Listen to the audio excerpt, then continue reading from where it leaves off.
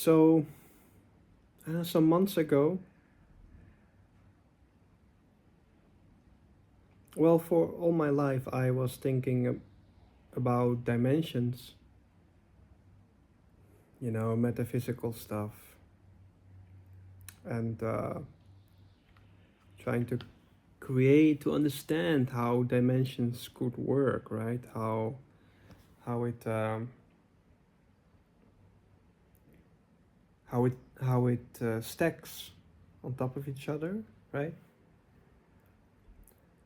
Well, I came to a point a couple of months ago that I came into my own framework where I'd say, okay, I kind of made a concept of to the ninth dimension. I will explain now how the from 0 to 9, or let's do 10, 0 to 10 in my own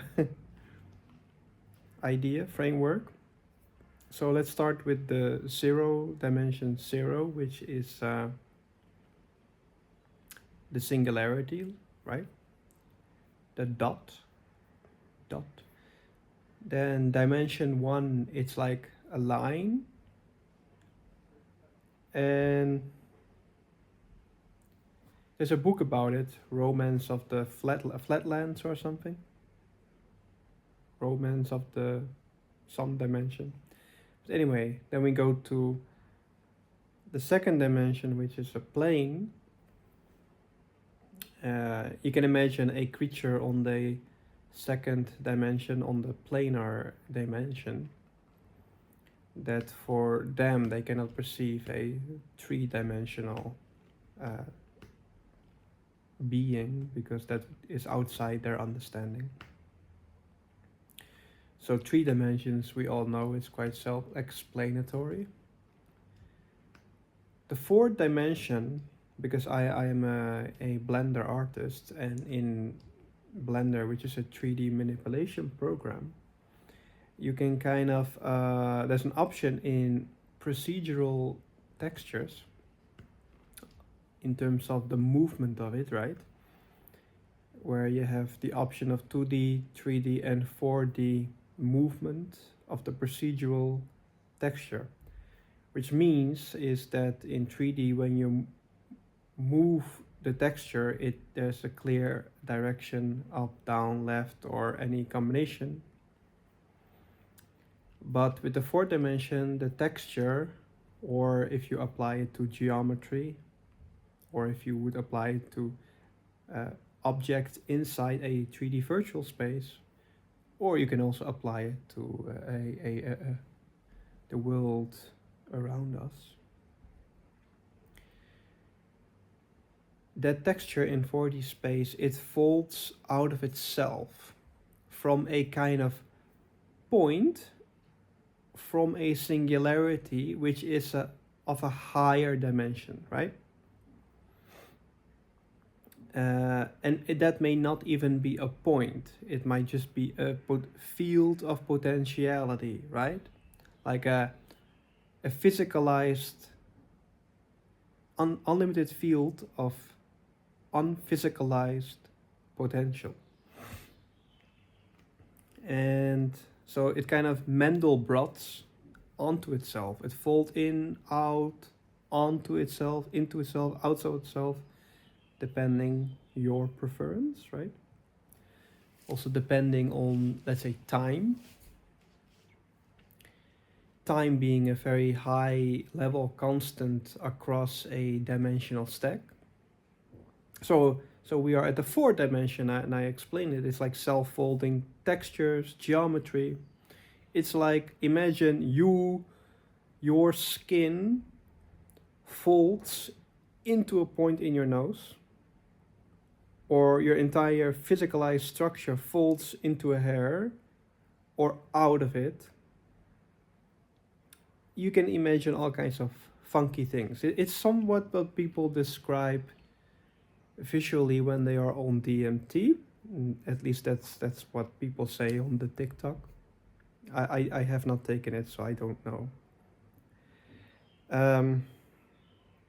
So it's like self-folding, you can say, self-folding geometry, self-folding texture. in some ways you can say a living organism that we see, trees, plants, anything alive, is somewhat of a self-folding, because it grows, it folds out of itself over time like a seed. So it comes from a potentiality, and then it folds out of itself, right? So it's sort of fourth dimension. Life is sort of a physicalized fourth dimensional mechanism, yeah? Which kind of makes sense, right? Because when we have a cup, it doesn't do that thing. When we have like a cup that we hold, right? Or an object, or Lego, there's no self-folding going on, no matter what you do. But something that's alive can rot away, can grow. So that has the self-folding. Life, therefore, is inherently has the fourth dimensional in it. This it does not. Yes, it stays the same unless you melt it, unless you apply some external force. But then it's external, right? Or the decay, atomic decay. So yes, that's the fourth dimension. I think it's very elegant. You see, I found it to be rather elegant, because it kind of makes sense when you look around yourself that indeed anything alive has the four dimensional properties, and anything that is not kind of does not. So yeah, now we go, let's say, when we take the fifth dimension, I kind of move into the space of consciousness, yes? Let's say, because if you think about it, okay, we moved through the physicalized solid structures, living structures, biological structures. So naturally you come to the next phase, which is consciousness, what drives the living force, right? The consciousness structure. So in that sense, let's say it kind of becomes again the consciousness a singularity. That's the fifth dimension. Let's say you can say the Atman or whatever. I just call it consciousness because I think there are many layers to consciousness itself. So let's say you have a three-dimensional space, but on a consciousness level, like a consciousness space, which is overlaid on the physical space, right? Because consciousness also needs to have a medium, right? In order to, let's say, one consciousness singularity, it needs to interact with another one, right? So in that sense, the fifth is the singularity, then the sixth is the line. You can say the connection that one can have between two consciousness. That is the feedback. Now, when you have more consciousness interacting with one another, then you can kind of create a web, right? So it starts to look more voluminous in terms of its interaction. So you have that line interaction between two consciousness, which is then the sixth. At least I call it like that. It can be given any other dimensional number, but that's just how I did it, because in relation to the physicalized dimension, for me it kind of made sense when I made it up. And so the sixth is where two consciousness connect with a line. The seventh is where it connects between multiple consciousness, like planar. And that creates a lot of interesting dynamics when you have a group of people, group of consciousness interacting with one another. And then you'll also have where you have more and create a kind of a web, but consciousness in a way maybe of different levels of intelligence. Then you can create a kind of also a vertical system. So then you have you kind of map out consciousness interacting with within a 3D consciousness space, consciousness dimension. Now, at one point, you're at the 8, at where there's a hyperconnectivity between consciousness, and you can. I will make another video where you kind of this kind of dimensionality of consciousness can be applied to reasoning itself, like levels of reasoning. I call it brain 1, brain 2, brain 3, and brain 4. And it's quite interesting, but it's quite an interesting topic. But for this, now we just map out the levels that I came up with, you know.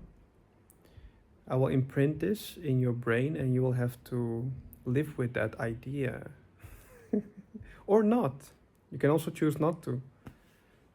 You might miss out on some kind of psychosis, but okay, to continue, we are at the 8th dimensional level, right?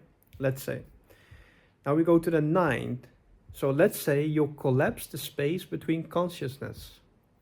So you come to what I call hyperfluid consciousness, is where the space between consciousness have collapsed, where you no longer feel there is the distance between you and the other, whether it is far away, whether not. The distance collapsed onto itself.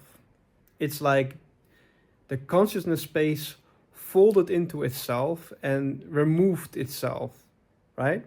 So you get this ocean of consciousness, let's say. Now, according to, let's say, physical structures, when you have like, atomically, you always have the nucleus, the nuclei, and then the energy around it, electron field and stuff like that. So I started thinking like that perhaps on a higher dimensionality, a field needs to have some kind of nuclei, not resting on the same dimensional level, because that would interrupt the the 9th dimension of hyperfluid consciousness. But what if it is a dimensionality above it, like where you have the 9th being the stable field of kind of complementary consciousness concept, things that don't really oppose one another because it's a stable field, yes? But then a level higher, you have again the nuclei, where the 10th dimension, where the stable field kind of orbit around, but that 10th dimension nuclei is just of a higher order, right? So based on that, I mapped out, for myself, 10 dimensional layers. Or is it 11 if you count the singularity of the 0? Perhaps, yes. And what you see in this system, that you got a repeating kind of, you got a repeating pattern where on the 4th dimension you have the self-folding. And the self-folding also kind of is reintroduced on the 9th.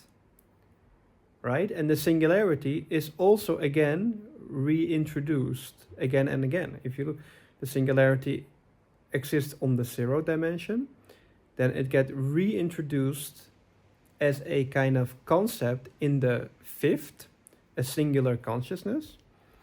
Then it gets reintroduced on the 10th as the nuclei where the superfluid consciousness kind of orbits around, dimensionally wise. So yeah, this kind of dimensional stack I had been working on, I guess, for around I think like maybe a year. Yeah, maybe it's been a year that I've been actively thinking about it, to try to understand this. And actually, when I reached the 9th, the 10th, strange things started happening. And mind you, before I have been doing a lot of Kundalini yoga, meditation, chakras, deity stuff, um, you know. So, um, yeah, from that point of reaching cognitively, I'm not saying on a spiritual factor, I'm talking about a cognitive factor, the 10th dimension. And we have to make a distinction between factors. Like in the world. Okay, I think that's another video, yes.